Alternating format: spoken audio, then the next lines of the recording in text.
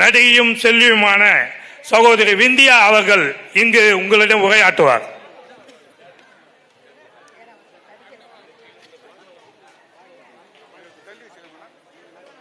தள்ளி வச்சிடலாமா? நல்லா இருக்கும். யாரும் நிக்க வேண்டாம்.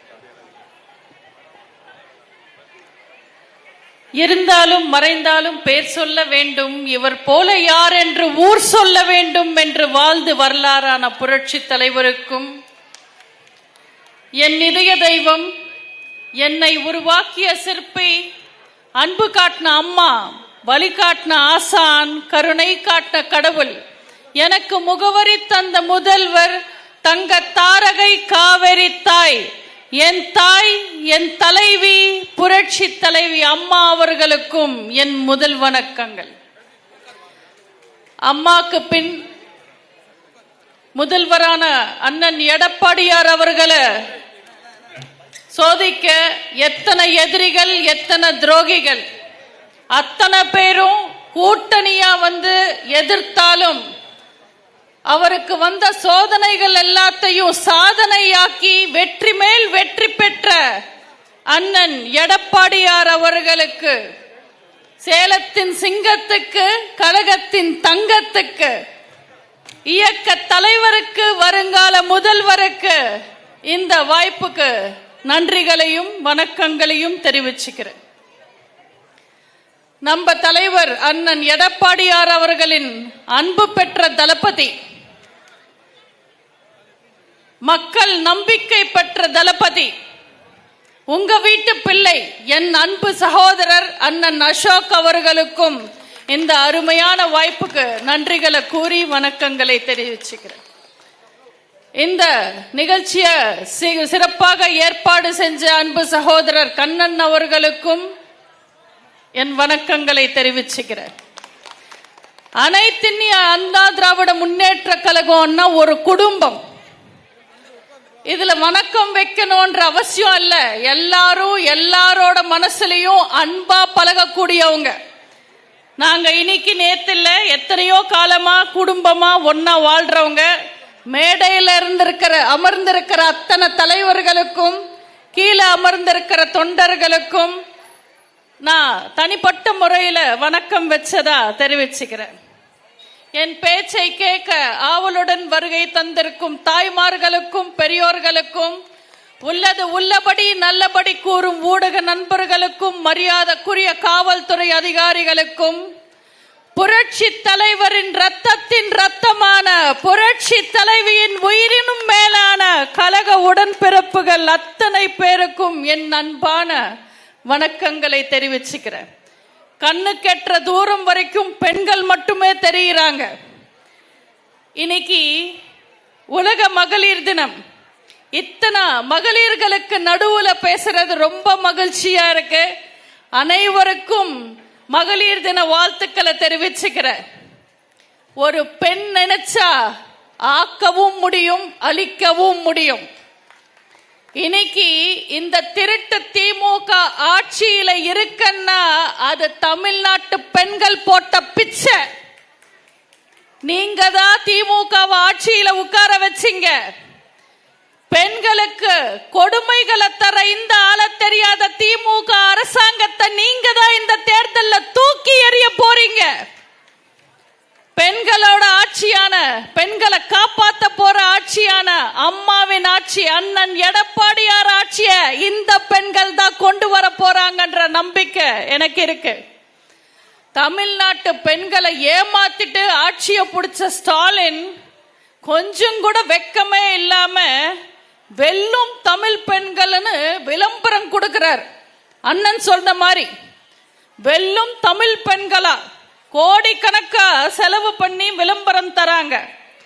நான் ஸ்டாலினுக்கு சொல்லிக்கிற கனிமொழியோ துர்கா ஸ்டாலினோ தமிழச்சி தங்கப்பாண்டியனோ கீதா ஜீவனோ ஜெயிச்சா பெண்கள் ஜெயிச்ச மாதிரி இல்ல.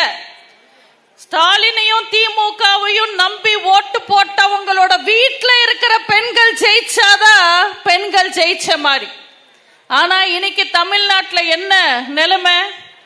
சாதாரண பெண் சந்தைக்கு போக முடியல, வயசான பெண் வாக்கிங்க்கு போக முடியல, குழந்தைங்க ஸ்கூலுக்கு போக முடியல, கன்னி பெண் காலேஜுக்கு போக முடியல, குடும்ப பெண் கோவிலுக்கு போக முடியல.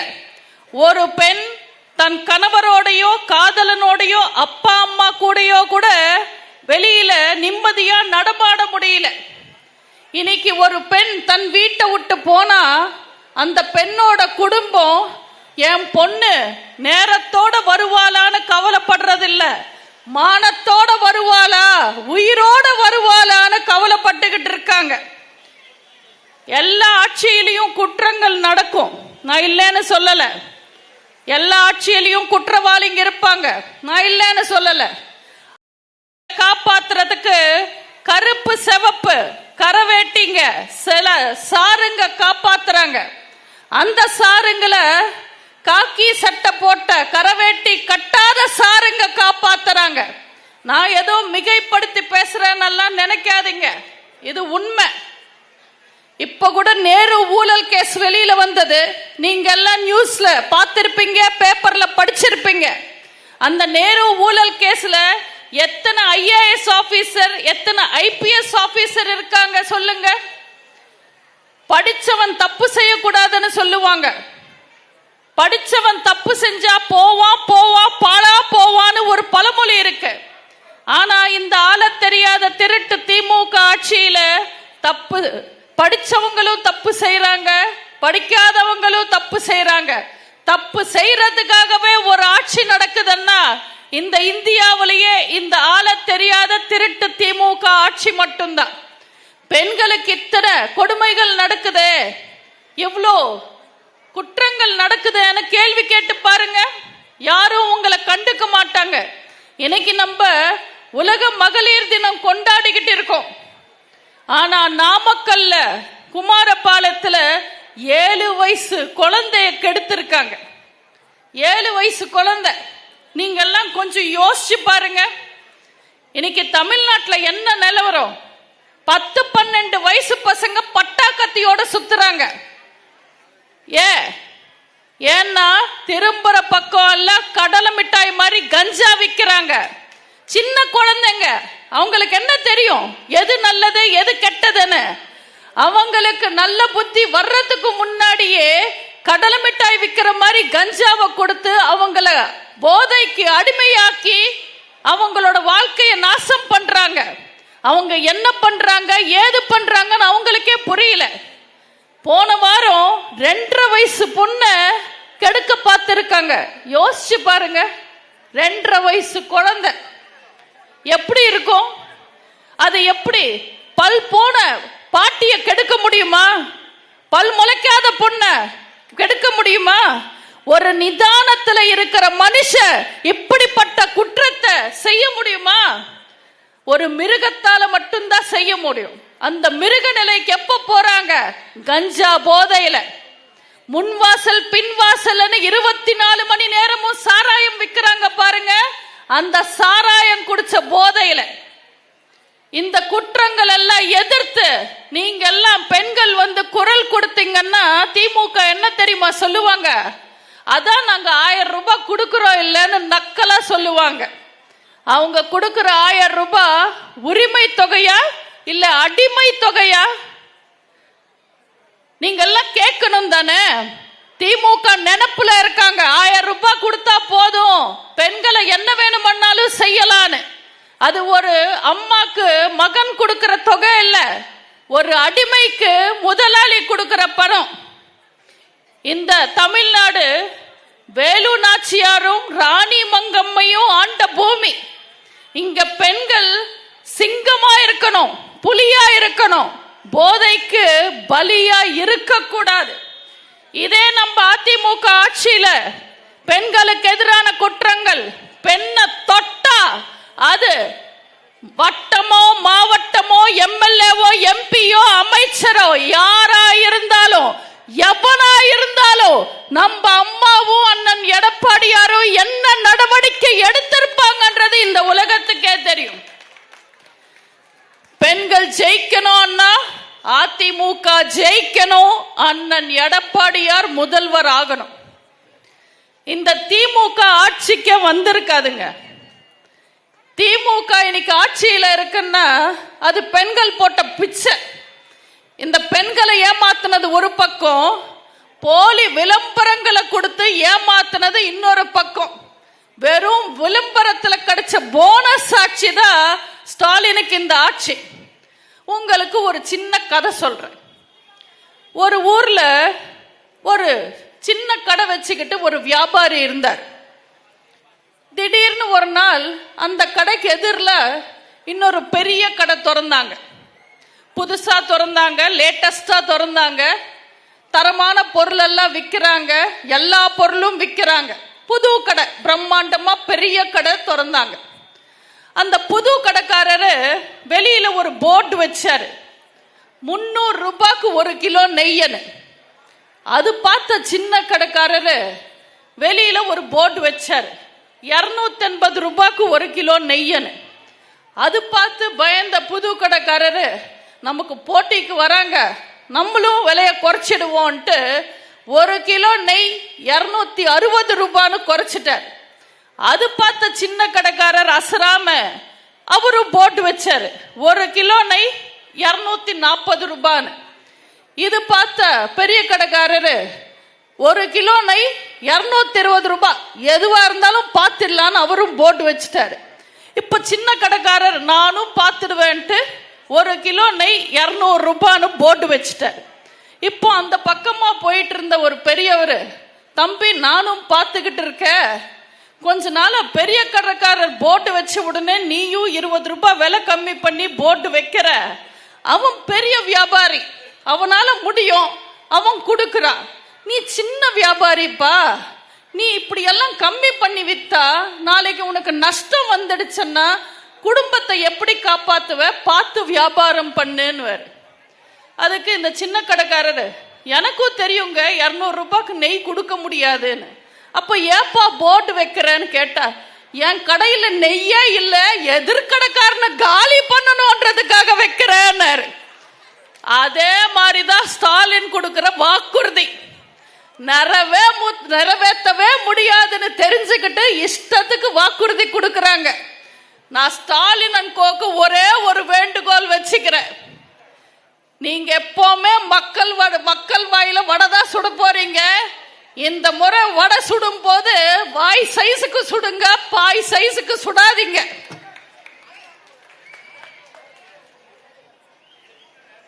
பிடிச்சிருக்கா? இன்னொரு முறை விசில் எங்களுக்கும் வரும்.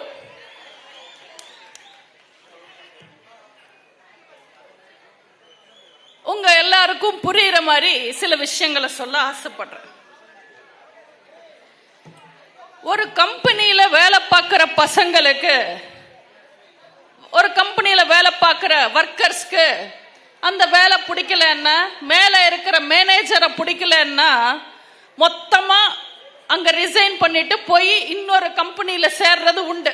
இருக்காமா? அப்படி வேலை பிடிக்கலன்னா மேல மேனேஜர் ரொம்ப டார்ச்சர் பண்ணா இன்னொரு கம்பெனிக்கு போய் வேலை செய்யணும். அப்படி ஒரு கம்பெனியில கொத்தா சில ஒர்க்கர்ஸ் எல்லாம், எங்க மேனேஜர் சரியில்லை, ரொம்ப டார்ச்சர் பண்றாருன்னு போய் ஒரு கம்பெனியில சேர்ந்தார்.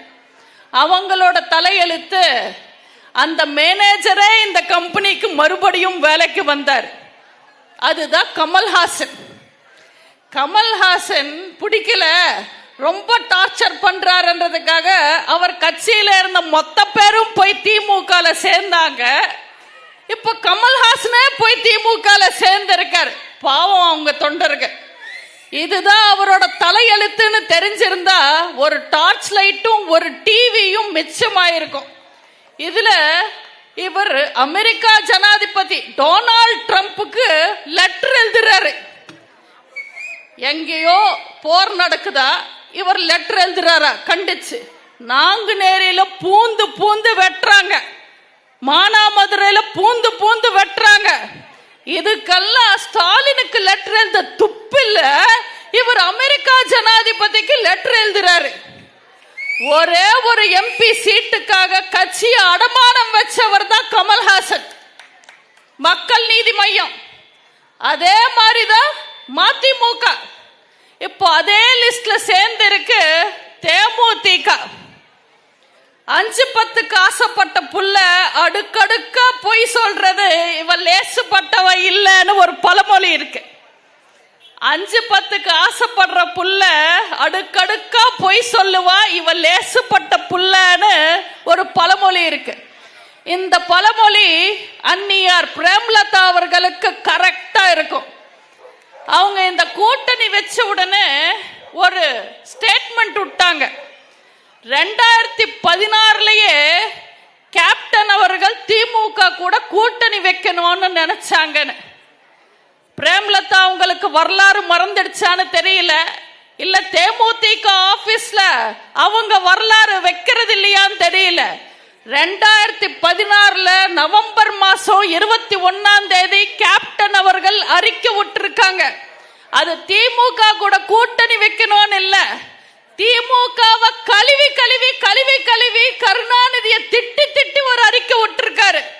இது ஒருவேளை தேமுதிக ஆபீஸ்ல இந்த அறிக்கை இல்லைன்னா அன்னியார கேட்க சொல்லுங்க, நான் அந்த அறிக்கையை கொண்டு போய் அவங்க வீட்டுல ஒட்டுறேன். விஜயகாந்த் அவர்கள் யாரை எதிர்த்து கட்சி ஆரம்பிச்சாருன்னு மொத்த பேருக்கும் தெரியும், தமிழ்நாட்டுக்கே தெரியும். அவர் கருணாநிதியையும் திமுகவையும் எதிர்த்துதான் தேமுதிகன்ற ஒரு கட்சியை ஆரம்பிச்சாரு. அவர் கஷ்டப்பட்டு வேர்வை சிந்தி கட்டின அவரோட கல்யாண மண்டபத்தை இடிச்சது யாருன்னு உலகத்துக்கு தெரியும். இதே கருணாநிதி இதே திமுக கட்சிக்காரங்க தான் இடிச்சாங்க. அவங்க சொல்ற பொய்ய நாங்க வேணும்னா ஏத்துக்கலாம், ஆனா தேமுதிக இருக்கிற கேப்டன் பக்தர்கள் ஏத்துக்கவே மாட்டாங்க. ஒரு பொண்டாட்டி இப்படி அங்க இருக்கிறது, இன்னைக்கும் கேப்டன் இறந்தது ஏத்துக்க முடியாம அவரோட தொண்டர்கள் சமாதிக்கு போய் நின்று அழுது கும்பிடுறாங்க, இன்னும் அவர் உயிரோட இருக்கிறதா நினைச்சு. ஒரு பொண்டாட்டி புருஷனோட சொத்தை விற்கலாம், கொள்கையை விற்க கூடாது. நான் மறுபடியும் சொல்றேன், கேப்டனோட ஆன்மா உங்களை மன்னிக்காது.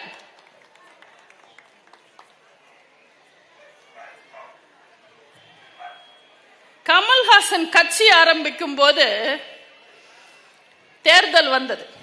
கமல்ஹாசன் கட்சி ஆரம்பிச்ச புதுசுல தேர்தல் வந்தது. அவருக்கு கூட்டணிக்கு ஆள் இல்லை, தேர்தலில் நிக்க வைக்கிறதுக்கு வேட்பாளருக்கே நாதி இல்லை. இப்ப யாரையாவது கூட்டணி கூப்பிடணும்ல, அதனால வர்ற பால்காரன் தபால்காரன்னு அத்தனை பேரையும் உள்ள கூப்பிட்டு வச்சுக்க 2 சீட்டு, வச்சுக்க 10 சீட்டு, இந்த 20 சீட்டு இஷ்டத்துக்கு சீட்டு கொடுத்து கலக்கிட்டு இருந்தார். இன்னைக்கு கமல்ஹாசன் கால் வச்ச நேரமோ என்னமோ தெரியல, ஸ்டாலினுக்கும் அதே நிலைமை. அறிவாலயம் பக்கத்துல போனாலே போதும் 2 சீட்டு 4 சீட்டு 6 சீட்டு அள்ளி கொடுக்கிறாரு ஸ்டாலின். அறிவாலயம் பக்கம் போனா எங்க 2 சீட்டு கொடுத்துடுவாங்களோன்னு சென்னையில ஸ்விக்கி காரங்களும் ஜொமேட்டோ காரங்க கூட அந்த ரோட்ல போறதில்லை. வட சென்னையில பாத்தீங்கன்னா இந்த பர்மாக்காரங்க கலர் கலரா லுங்கி கட்டிக்கிட்டு சுத்துவாங்க. அப்படி தெரியாம ஒரு பர்மாக்காரரு சேகர் பாபு வீட்டு முன்னாடி போயிட்டார். அதை பார்த்த சேகர் பாபு கலர் கலரா வேட்டி கட்டிருக்காரு, இது ஏதோ புது கரை வேட்டி போல இருக்கு, புது கட்சி போல இருக்குன்னு நினைச்சு அவர் அறிவாலயத்துக்கு கூட்டிட்டு போய் 2 சீட்டு கொடுத்துட்டாங்க. அவ்வளோ பயத்துல இருக்கு அறிவாலயம். நம்ம என்னைக்கு பிஜேபி கூட கூட்டணிய கன்ஃபார்ம் பண்ணிட்டோமோ உறுதியாக்கிட்டோமோ அப்ப ஆரம்பிச்சது ஸ்டாலினுக்கு பயம். இந்த சுப்பிரமணியபுரம்ன்ற படத்துல ஒரு டைலாக் வரும், மரண பயத்தை காட்டிட்டா பரமா அப்படின்னு. அதே அளவுக்கு பயந்து பயந்து நடுங்குறாங்க. 5 வருஷம் நல்லாட்சி கொடுத்திருந்தா ஸ்டாலினுக்கு எதுக்குங்க இந்த பொழப்பு? தைரியமா வெளியில வந்து ஓட்டு கேட்டிருக்கலாம்ல. ஆனா இன்னைக்கு பழைய காங்கிரஸ்ல இருந்து புதிய தமிழகம் வரைக்கும் ஸ்டாலின் கண்ணுல விரல் விட்டு ஆட்டுறாங்க, பயம்படுத்துறாங்க. இதே திமுக இலங்கை தமிழர்களை சாகடிக்காம இருந்திருந்தா காங்கிரஸ் கழட்டி விட்டுருக்கலாம். சமூக நீதியை காப்பாத்திருந்தா திருமாவை கழட்டி விட்டுருக்கலாம். உழைப்பாளர்கள் வயிற்றுல அடிக்காம அவங்க வாக்குறுதியை நிறைவேற்றிருந்தா கம்யூனிஸ்டையும் கழட்டி விட்டுருக்கலாம். இந்துக்களையும் இந்து கடவுளையும் இவ்வளோ அசிங்கமா பேசாம இருந்திருந்தா சின்ன சின்ன மத கட்சிகள் எல்லாம் கழட்டி விட்டுருக்கலாம். தமிழன் சாகும் போது தமிழ்நாட்டை விற்கும் போது கூட இருந்து உதவி செஞ்ச பரம்பரை துரோகியான காங்கிரஸையும் கழட்டி விட்டுருக்கலாம். அவ்வளோ ஏங்க, திமுக தொண்டனை நம்பி தொண்டனை வளர விட்டு இருந்தா அதிமுகலேருந்து வர்ற அத்தனை அல்ல கையங்களும் கழட்டி விட்டுருக்கலாம். ஆனா இது எதுவுமே செய்யாம வெறும் கூட்டணியை மட்டுமே நம்பி இன்னும் எத்தனை நாளைக்கு தான் ஸ்டாலின் அரசியல் பண்ண போறாரு? 5 மூட்டை தூக்குறவங்க கூட 10 மூட்டைக்கு மேல தூக்க மாட்டாங்க, சுமக்க மாட்டாங்க. ஆனா ஸ்டாலின் தேர்தல் வந்தா போதும் 20-25 கட்சிகளை கூட்டணி கட்சிகளை தூக்கிக்கிட்டு நிற்கும் போது எனக்கே கஷ்டமா இருக்கு. ஆமா, தெரியாம தான் கேட்கிற, ஸ்டாலின் ஏன் இப்படி பண்றாரு? அவங்க கட்சியிலேயே ஊழல் ஸ்பெஷலிஸ்டுங்க நிறைய பேர் இருக்காங்க. அப்போ அடுத்த கட்சியில இந்த ஆள் எடுக்கிறதுக்கு எதுக்காக ட்ரெயின்டு ஊழல்வாதிகளா பார்த்து எடுக்கிறாரு? திமுக இருக்கிற மந்திரிங்க பேசுற பேச்சிலேயே எனக்கு தூக்கம் வரல, தூக்கம் கெட்டு போச்சுன்னு புலம்புறாரு ஸ்டாலின். இதுல ஓபிஎஸ் அண்ணன் வேற சேர்ந்து இருக்காரு. இனிமே நல்லா தூங்குவாரு ஸ்டாலின். ஏதோ ஒரு ரிப்போர்ட்டர் போய் கேட்டிருக்காங்க ஓபிஎஸ், எதுக்குங்க அதிமுகவை விட்டு வந்தீங்கன்னு. ஏன்னா இபிஎஸ் அதிமுகவை அழிச்சிடுவாருன்னு. சரி, திமுக சேர்ந்து என்ன பண்ண போறீங்கன்னு கேட்டா நான் அதிமுகவை அழிச்சிடுவேன்னு சொல்றாரு. அவர் என்ன பேசுறாருன்றது அவருக்கும் புரியல, அந்த ரிப்போர்ட்டருக்கும் புரியல. இப்படி வந்ததும் சரியில்லை, வாச்சதும் சரியில்லைன்னு தவிக்கிறாரு ஸ்டாலின். போன தேர்தல்ல என்னெல்லாம் சொன்னார்மா உங்களுக்கு? பெட்ரோல் விலை குறைப்ப, டீசல் விலை குறைப்ப, பால் விலை குறைப்ப, பருப்பு விலை குறைப்பேன்னு இஷ்டத்துக்கு அள்ளி விட்டாரு. ஏதாவது குறைச்சாரா? என்ன கொடுக்கிறாரு உங்களுக்கு? பொன் வைக்கிற இடத்துல பூ வைக்கிற மாதிரி 5 வருஷத்துல அவர் எதுவுமே செஞ்சு கிழிக்கல. இதுல இன்னொரு 5 வருஷம் கொடுங்க, கிழிச்சிடுவேன்னு கேட்கிறாரு. அவரால் முடியுமா? மாடி ஏறி மாங்காய் பறிக்க துப்பில்ல, இவர் மலேசியாவுக்கு போய் மங்குஸ்தான் பிடிப்பாரு. இதெல்லாம் நம்புற மாதிரியா இருக்கு? ஊழல் செய்யறதுக்காகவே ஆட்சி பண்றவங்க. நம்ம அம்மாவோட ஆட்சியை பார்த்திருக்கோம். அம்மாவின் ஆட்சி பொற்கால ஆட்சி. அதுக்கு நம்ம அம்மா தந்த திட்டங்களே சாட்சி. உங்களுக்கு தெரியும், 2016ல 234 தொகுதியிலையும் ரெட்டேல போட்டியிட்டது. அதுல 136 தொகுதி ஜெயிச்சு மெஜாரிட்டியில ஆட்சி அமைச்சாங்க அம்மா. தமிழ்நாட்டு வரலாறுலயே 234 தொகுதியிலையும் ஒரே சின்னம் போட்டியிட்டு மெஜாரிட்டி ஆட்சி அமைச்சதா வரலாறு இல்ல. அந்த வரலாறு இருக்கிறது அதிமுகக்கும் அம்மாக்கும் மட்டும்தான். அவ்வளவு பெரிய வெற்றி அதிமுகக்கு கிடைச்சதுக்கு 3 காரணம். 1 புரட்சி தலைவர், 2 ரெட்டேல, 3 புரட்சி தலைவி அம்மாதான். நம்ம அம்மாவோட உழைப்பு, நம்ம அம்மாவோட தியாகம், நம்ம அம்மாவோட திட்டமிடல், நம்ம அம்மாவோட வீரம், நம்ம அம்மாவோட தைரியம், நம்ம அம்மாவோட பண்பு, நம்ம அம்மா மக்கள் மேல வச்சிருந்த அன்புன்னு அந்த வெற்றிக்கு அம்மா அம்மா அம்மான்னு 1000 காரணங்கள் சொல்லலாம். ஏன்னா மக்கள் அம்மாவை அப்படி நம்பிருந்தாங்க. 5 வருஷம் அம்மா நல்லாட்சி கொடுத்திருந்தாங்க. பசி பசி போக்குறதுக்காக சோறு போடுற அம்மாவை பசி தீர்ந்த உடனே மறக்கிறவங்களுக்கும், ஆட்சிக்கு வர்றதுக்கு ஓட்டு போட்ட மக்கள் ஆட்சிக்கு வந்த உடனே மறக்கிறவங்களுக்கும் சமாதிக்கு கூட இடம் கிடைக்காதுன்றது வரலாறு. புரட்சி தலைவரும் புரட்சி தலைவி அம்மாவும் தமிழ்நாட்டுக்கு மக்களுக்கு எத்தனை திட்டங்கள் கொண்டு வந்தாங்கன்றது நான் சொல்லி நீங்க புரிஞ்சுக்கணும்ன்றது இல்லை. அம்மாவோட ஆட்சி மக்களுக்காக மக்களே தேர்ந்தெடுக்கப்பட்ட ஒரு மகிழ்ச்சியான மன்னராட்சியா தான் இருந்தது. எம்எல்ஏக்களும் மந்திரிகளும் தப்பு செய்ய பயந்தாங்க, எதிரிகள் எதிர்த்து நிக்க பயந்தாங்க, டெல்லி கேட்டது கொடுத்தாங்க, தேவையில்லாதது நம்ம அம்மாவே தடுத்தாங்க. இப்படி ஒரு தைரியமான ஆட்சியா தமிழ்நாடு தலை நிமிர்ந்து இருந்தது. ஆனா என்ன இன்னைக்கு நிலவரம்? மக்களை ஏமாத்தி, மக்களை துன்புறுத்தி குடும்ப ஆட்சி இன்னைக்கு தமிழ்நாட்டில் நடந்துகிட்டு இருக்கு. நம்ம அம்மா எத்தனை திட்டங்களை கொண்டு வந்தாங்க. மாணவர்களுக்கு மடிக்கணினி கொடுத்தாங்க. ஏன்னா விலையில்லா மடிக்கணினி, ஏன்னா அப்பதான் படிப்பு வளரும்னு அம்மாக்கு தெரியும். ஏழைகளுக்கு கம்மியான விலையில உணவு கொடுத்தாங்க. ஏன்னா அப்பதான் உழைப்பு வளரும்னு அம்மாக்கு தெரியும். அண்ணன் சொன்ன மாதிரி தமிழ்நாட்டுல எத்தனையோ பொண்ணுங்க கள்ளிப்பாலுக்கு பலியாயிட்டு இருந்தாங்க. நம்ம அம்மா கொண்டு வந்த திட்டங்கள்லயே சிறந்த திட்டம் தொட்டில் குழந்தை திட்டம்.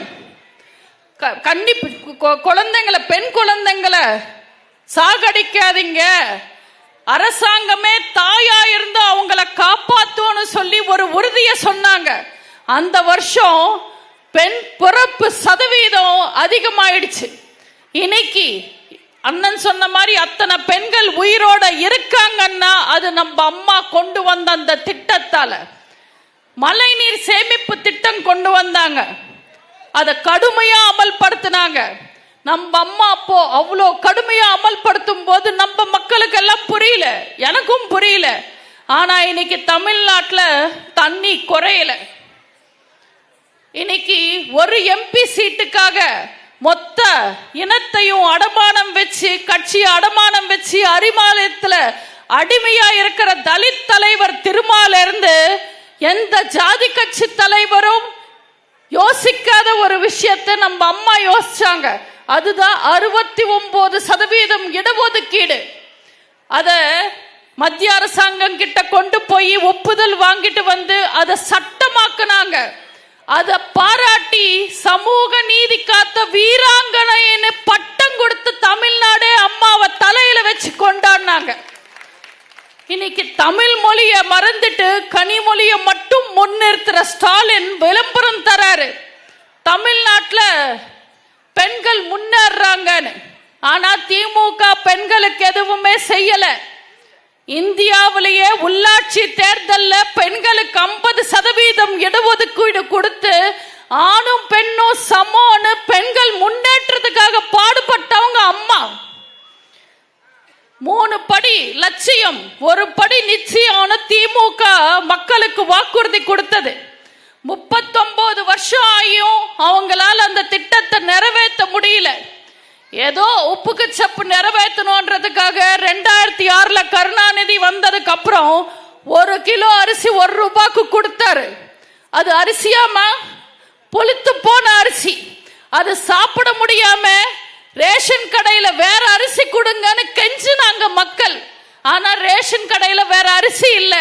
மக்கள் படுற கஷ்டத்தை பார்த்து நம்ம அம்மா ஆட்சிக்கு வந்த உடனே மக்களுக்கு விலை இல்லாம 20 கிலோ அரிசி கொடுத்தாங்க, தரமான அரிசி கொடுத்தாங்க. இப்படி மக்களுக்கு பார்த்து பார்த்து பார்த்து செஞ்சதுனால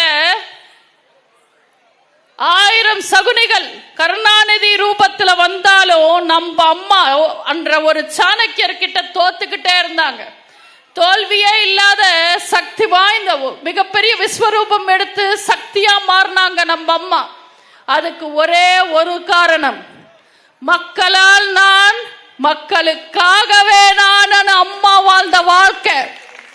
ஆனா கருணாநிதி புரட்சி தலைவரால் நான், என் பிள்ளைகளுக்காக நான் அவருக்கு அப்புறம் வந்த ஸ்டாலின், என் அப்பாவால் நான், என் மகனுக்காக நான் வாழ்ந்துகிட்டு இருக்காரு.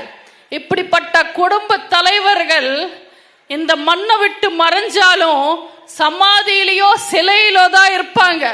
ஆனா மக்களுக்காகவே வாழ்ந்த நம்ம புரட்சி தலைவரும் புரட்சி தலைவியும் மக்களோட எண்ணத்திலையும் இதயத்திலையும் இருப்பாங்க. இவங்க உடல் அழியலாம், புகழ் அழியவே அழியாது. அம்மாவின் ஆட்சி மீண்டும் எடப்பாடியார் அவர்களின் தலைமையில் அமையும். அதுக்கப்புறம் தான் நம்ம அம்மாவோட ஆன்மா சாந்தி அடையும். பரவாயில்லையா? டைம் ஆகுதா? ஓகே, பேசலாமா? அம்மாக்கு அப்புறம் அண்ணனா இருந்து நம்ம இயக்கத்தை காப்பாத்துற எல்லை சாமிதான் நம்ம அண்ணன் எடப்பாடியார் அவர்கள். இது 100% உண்மை. கண்ணு கட்டின தூரம் வரைக்கும் எதிரிகளே இல்லாம ஒலிச்சு கட்டி சிங்கம் மாதிரி வாழ்ந்த நம்ம அம்மாவை அவங்க பின்னாடி நின்னுகிட்டு இருந்த சில நரிகள் கிட்ட இருந்து நம்மளால காப்பாற்ற முடியல. அந்த ஓநாய் கூட்டத்துக்கு நம்ம அம்மாவை பலி கொடுத்துட்டோம். இன்னொரு இழப்ப இந்த இயக்கம் தாங்காது. அதனாலதான் நம்ம அண்ணன் எடப்பாடியார் ஃபர்ஸ்ட் துரோகிகளை துரத்தினாரு, இப்போ எதிரிகளை பந்தாடுறார். இன்னைக்கு துரோகிகளும் எதிரிகளும் கைகோர்த்து ஒன்னா வராங்க. உங்களுக்கே தெரியும் துரோகிகள் யாரு, எதிரிகள் யாருன்னு. எதிரிகள் கூட போராடிடலாம், ஆனா வேஷம் போட்டுக்கிட்டு இருந்த துரோகிகள் கூட போராடுறது கஷ்டம். யார் யார் துரோகின்னு அண்ணன் எடப்பாடியாருக்கு தெரியும். அவங்களோட சாயம் எல்லாம் வெளுக்கணும்ன்றதுக்காக காத்துக்கிட்டு இருந்தார். நீங்களே பார்த்தீங்க. திமுக கூட கைகோர்த்து அண்ணன் ஓபிஎஸ் நம்ம அதிமுக ஆபீஸ்க்கு வந்தாரு. ரவுடிங்களை கூட்டிட்டு வந்து கல்லால அடிச்சாங்க. கோவில் புரட்சி தலைவரும் புரட்சி தலைவி அம்மாவும் உட்கார்ந்த கோவில் அது. நம்ம அம்மா உட்கார்ந்த சேர உடைச்சாங்க. நம்ம தலைவரோட ரூம் கதவை காலாலேயே எட்டி எட்டி உதைச்சாங்க. ஃபைல் எல்லாம் எரிச்சிட்டாங்க, ஃபைல் எல்லாம் தூக்கிட்டு போயிட்டாங்க. எதிரிங்க கூட சேர்ந்து கட்சியை உடைக்க பார்த்தாங்க, ரெட்டல சின்னத்தை முடக்க பார்த்தாங்க, கோட் கோட்டா போய் கேஸ் கேஸா போட்டாங்க. ஆனா நம்ம அண்ணன் எடப்பாடியார் அசரவே இல்லையே. அவங்க இறங்கி அடிச்சா இவர் ஏறி அடிச்சாரு. சில பேர் வந்தாங்க, சில துரோகிகளை மன்னிச்சிடுங்க ஏத்துக்கங்கன்னு கேட்டாங்க. நீங்களே சொல்லுங்க, துரோகின்னு தெரிஞ்சதுக்கு அப்புறம் ஏத்துக்க முடியுமா? மன்னிக்க முடியுமா? அது எப்படி முடியும்? ஓபிஎஸ், வைத்தியலிங்கம், மனோஜ் பாண்டியன் மாதிரி திமுக கைகூலிங்க இன்னைக்கு நிக்கிற இடம் எங்க? அவங்களோட சாயம் என்ன, நிறம் என்னன்னு ஒட்டுமொத்த தமிழ்நாட்டு மக்களுக்கும் புரிஞ்சிடுச்சுல்ல. உங்களுக்கு புரியணும்ன்றதுக்காக தான் அண்ணன் எடப்பாடியார் பொறுமையா காத்துக்கிட்டு இருந்தாரு. இந்த துரோகிகளை மன்னிச்சு நம்ம கட்சியில வச்சிருந்தா அதிமுக கரவேட்டி கட்டிக்கிட்டு திமுகக்கு வேலை பார்த்திருப்பாங்க. இங்க இருக்கிற அதிமுக தொண்டர்கள், இரட்டை இலையே இதயமா நினைக்கிற தொண்டர்களுக்கு புரட்சி தலைவர் தான் தெய்வம், புரட்சி தலைவி தான் அம்மா. இவங்க வேற எந்த லாபத்தையும் எதிர்பார்க்க மாட்டாங்க. எதுவுமே இல்லைன்னாலும் கட்சிக்காக, கழகத்துக்காக, தலைவர்களுக்காக உசுர கொடுத்து வேலை பார்ப்பாங்க. அது விசுவாசம். ஆனா மதுரையில நேத்து ஸ்டாலின் பேசியிருக்கார், விசுவாசத்தின் உருவம் ஓபிஎஸ். ஓபிஎஸ் விசுவாசத்தின் உருவம். ஸ்டாலினுக்கு கண்ணுல காமால வந்துடுச்சுன்னு நினைக்கிறேன். அவர் கூடவே இருக்காரு துரைமுருகன். நம்ம புரட்சி தலைவர் ஆட்சியில இருக்கும் போது, முதல்வரா இருக்கும் போது, நான் உன் அப்பா ஸ்தானத்துல இருக்கேன், வா என் கூட வந்து என் கூட நில்லுன்னு தலைவர், புரட்சி தலைவர் துரைமுருகனை கூப்பிட்டாரு. புரட்சி தலைவர் தான் அவரை படிக்க வச்சாரு. ஆனா துரைமுருகன் வெற்றியோ தோல்வியோ நான் என் நண்பன் கூட இருப்பேன். கருணாநிதி கூட இருந்தாரு. அது விசுவாசம். இன்னைக்கு நீங்க அந்த துரைமுருகனை அசிங்கப்படுத்தி பக்கத்துல உட்கார வைக்காம தள்ளி வச்சு அவரை ஏமாத்தி உங்க புள்ளைக்கு துணை முதல்வர் பதவி கொடுத்தீங்க. ஸ்டாலினுக்கு விசுவாசம்னா என்னன்னு தெரியும். இதுல ஓபிஎஸ் பார்த்து சொல்றாரு, இவரோட ஸ்பெஷாலிட்டியே சிரிச்சுக்கிட்டே இருப்பாருன்னு. எவ்வளோ அசிங்கப்பட்டாலும் சிரிச்சுக்கிட்டே இருக்கிறது அவரோட ஸ்பெஷாலிட்டி. அது எங்களுக்கு தெரியும், போக போக ஸ்டாலினுக்கு புரியும். சாதாரணமா பனி விலகினா சூரியன் தெரியும். ஆனா எங்களை விட்டு சில சனி விலகினதுனால சூரியன் மறையும். நாங்க ஒட்டடை அடிக்க கூட உதவாதுன்னு ஒதுக்கி வச்ச விளக்கமாறெல்லாம் வெட்டி வேறுன்னு நினைச்சுக்கிட்டு ஸ்டாலின் கழுத்துல போட்டிருக்காரு. இதுல சேகர் பாபு பேட்டி கொடுக்கிறாரு, எதிரியோட பொருள் எடுத்து எதிரிய போடணும்னு. திமுக பூச்சாண்டிங்களா, நீங்க கூட்டிட்டு போயிருக்கிறதெல்லாம் அதிமுக வெப்பன்ஸ் இல்ல, நாங்க கழிச்சு கட்டின வெப்பன்ஸ், பஃபூன்ஸ். வெப்பன்ஸ் இல்ல, பஃபூன்ஸ். இவங்களுக்கெல்லாம் எங்க புரிய வைக்கிறது?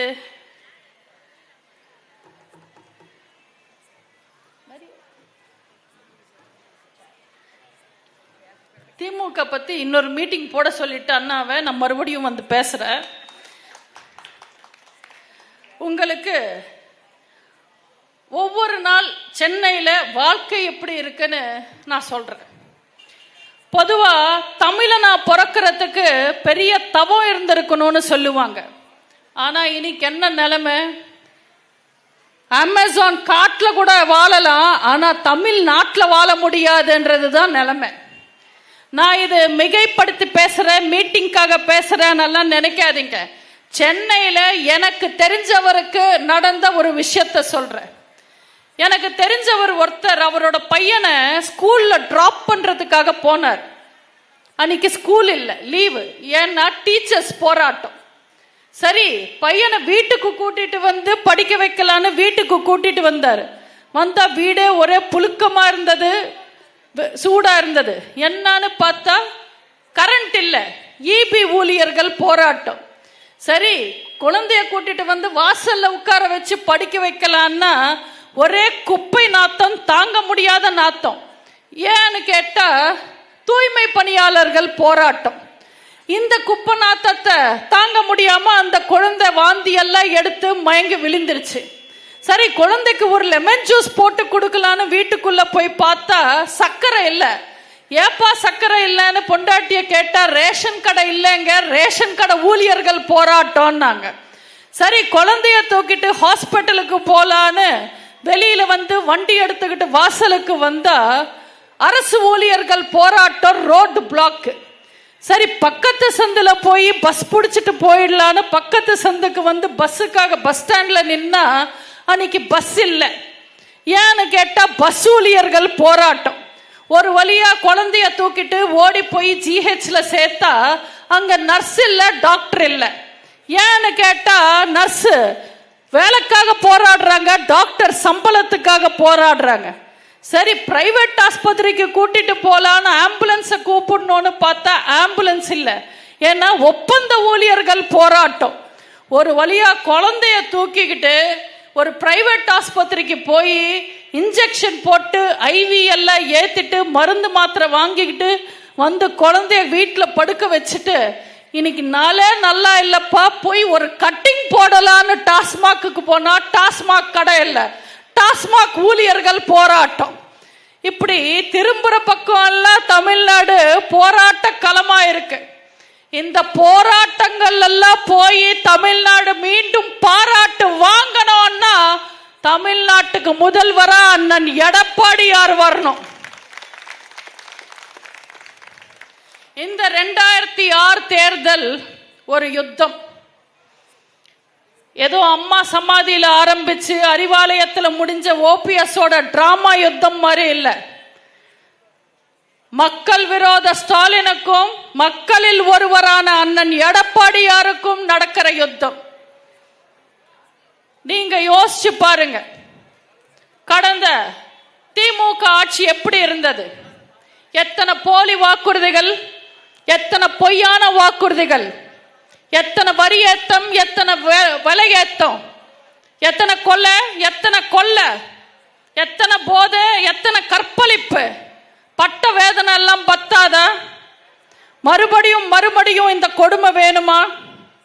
ஒரு முறை தப்பு செய்யறவங்க மனுஷங்க, அதே தப்பு மறுபடியும் செஞ்சா அவங்க முட்டாளுங்க. திமுக தமிழ்நாட்டு மக்களை முட்டாளாதான் வைக்கணும்னு நினைக்கிறாங்க. நீங்க திமுக இந்த தேர்தலில் நிரூபிக்கணும், தமிழ்நாட்டு மக்கள் முட்டாளுங்க இல்ல, நாங்க தான் முதலாளிங்கன்னு நீங்க நிரூபிக்கணும்.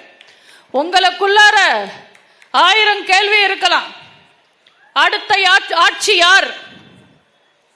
இந்த அடிமை அரசாங்கத்துக்கிட்ட இருந்து எங்களை காப்பாத்த போறது யார்? போதை தமிழ்நாட்டை மறுபடியும் நல்ல பாதைக்கு கொண்டு வர போறது யார்? பெண்களுக்கு பாதுகாப்பு கொடுத்து அவங்க வீட்டை விட்டு வெளியில சுதந்திரமா நடமாடுறதுக்கு உறுதி கொடுக்க போறது யார்? கொடுத்த வாக்குறுதிகள் அத்தனையும் நிறைவேற்ற போறது யாருன்னு யாருன்னு உங்களுக்குள்ள 1000 கேள்வி இருக்கும். அந்த யார் தான் அண்ணன் எடப்பாடியார். அண்ணன் எடப்பாடியார் வருவார், உங்களுக்கு நல்லாட்சி தருவார். நீங்க சும்மா எல்லாம் ஓட்டு போடாதீங்க, யோசிச்சு ஓட்டு போடுங்க. இந்த தேர்தலில் உங்க ஓட்டு யாருக்கு? மாணவர்கள் வாழ்க்கையில விலைக்கேத்தின எடப்பாடியாருக்கா? ஈபி விலையேத்தி வீட்டையே தமிழ்நாட்டையே இருட்டாக்குன ஸ்டாலினுக்கா? கடன் மேல கடன் வாங்காம நல்லாட்சி கொடுத்த எடப்பாடியாருக்கா?